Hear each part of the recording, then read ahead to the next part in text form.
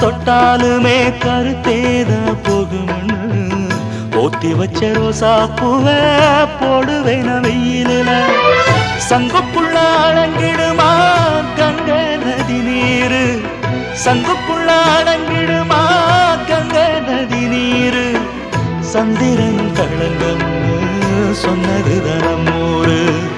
ஆரெங்கும் தானுரங்க ஆறு கடல் மீனுரங்க சீரங்கம் தானுரங்க திருவான காவுரங்க நானுரங்க வழி இல்லையே மானே இறைவன் நாடகத்தில் ஊமையடி நானே